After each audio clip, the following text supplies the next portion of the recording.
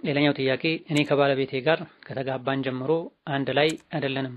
ከተጋባን 7 ዓመት ከ6 ወር ሆነን እሱ ጋር አብሬ የተቀመጥኩት 15 ቀን ብቻ ነው። ፍታኝ ስለው እምቢ አለ። እሱ አግብቶ የኖረ ነው። ከሀገር ከገባ በኋላም በብዙ ሰው አስለመንኩት፣ እምቢ አለ። በመጨረሻም የሳውዲ 10,000 ሪያል ጠየቀኝ። የሱም የኔም ዘመዶች 5,000 እንዲከፈል ቢጠይቁትም እምቢ አለ። ሽማግሌ ይሰብሰብና እነሱ ይፍረዱ ተባለ። በዚህም አልስማማም አለ። እኔም አማራጭ ሳጣ ብሩን ለመክፈል ወሰንኩ።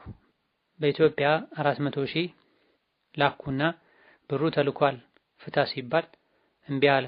በሸሪዓ ፍርድ ቤት ከስሼ ንካሄን ማውረድ እችላለሁ ወይ? ብሩን ስልክ ደግሞ የሳውዲ 9,300 ሪያል ነው የላኩት። ብሩን በመቀነሴ ወንጀለኛ ወይም ማታለል ይሆንብኛል ወይ የሚል ጥያቄ። በመሰረቱ መመለስ ግዴታ የሚሆነው ለሱ መክፈል ግዴታ የሚሆነው ስትጋቡ ያወጣውን ወጪ የሰጠውን መህር ብቻ ነው። ከዛ በተረፈ እሱ የፈለገውን ያክል መጠየቅ ይችላል ወይ? በተወሰነ መልኩ በሊቃውንት መካከል ኺላፍ ያለበት ጉዳይ ነው። አዎ የፈለገውን መጠየቅ ይችላል ያሉ አሉ። ሌሎች ደግሞ አይ ዙልም ነው፣ ግፍ ነው፣ በደል ነው፣ ከሰጠው በላይ መጠየቅ አይችልም ብለዋል። ትክክለኛውም ይሄ ነው።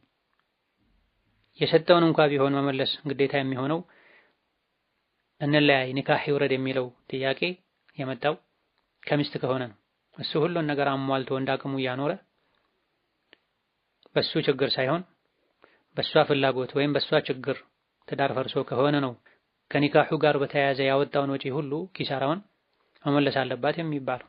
እሱ የሆነ ነገር አጉድሎ እንደ ባል ሚስቱን ማስተዳደር ሳይችል ቀርቶ ተጎታ ተበድላ ከሆነ ፍቺ የምትጠይቀው ማህሩንም ቢሆን የመመለስ ግዴታ የለባትም።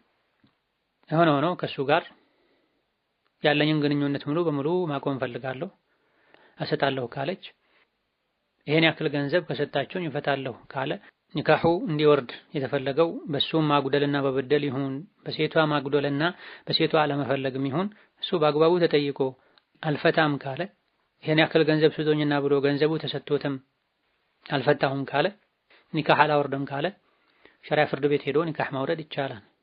የፍርድ ቤቱን ኒካህ ማውረድን ሂደት ቅደም ተከተል ተከትሎ ጥሪ ቀርቦለት ሸሪዓውን የጠበቀ አካሄድ ተከትሎ ኒካህ የሚያወርድ ቃዲ ኒካሁን ካወረደ ጉዳዩ ያልቃል።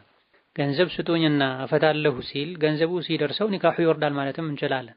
ግን ከሱ ጋር ያለን ጭቅጭቅ ከማቆም አንፃር እሱ መፍታትን ፈልጎ ሳይሆን መጫወትን ፈልጎ የሚሄደው የራሱ አካሄድ ኖሮት መንገዱ ዙሩ ሊረዝም ስለሚችል እሱንም ባጭሩ ለማስቆም አላህን የማይፈራ ሰው ሆኖ በየጊዜው የመጣ እንዳይረብሽም የሸሪዓ ፍርድ ቤት ኒካሁን አስወርዶ የፍቺ ወረቀት ለሱ እንዲደርሰው ማድረግ፣ የፍቺ ወረቀት መያዙ የተሻለ ይሆናል። ኒካህ ባሪያነት አይደለም። ፈኢምሳኩን ቢማዕሩፍን አው ተስሪሑን ቢኢሕሳን፣ በመልካም ማኖር ካልሆነ በመልካም መሸኘት ነው። ሴት ልጅ ልትፈታ 400 ምናምን ሺህ ብር ማውጣት ለሱ መስጠት የለባትም። ምናልባት ዕዳ ኖሮባት እሱ ሲያገባት ይሄን ሁሉ ወጪ ያስወጥታ ወዘተ ከሆነ ነው እንጂ ይሄ ፍትህ ነው አግባብ ነው የሚባለው። በመቶ ሺዎች የሚቆጠሩ ብሮችን ሰጠሽኝ ነው እንጂ አልፈታም ማለቱ እሱ ትክክል አይደለም።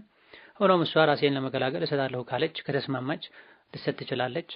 ለሱ ሐላል ይሆንለታል አይሆንለትም ሌላ ነገር ነው። አላህ ዘንድ የሚመለስ ይሆናል ያለ አግባብ ከሆነ ይሄን የሚያደርገው። ከዛ ላይ እሱ የተወሰነ ገንዘብ ማስቀረቷ ዙልም ነው ማታለል ነው አይባልም። ሌላኛው ጥያቄ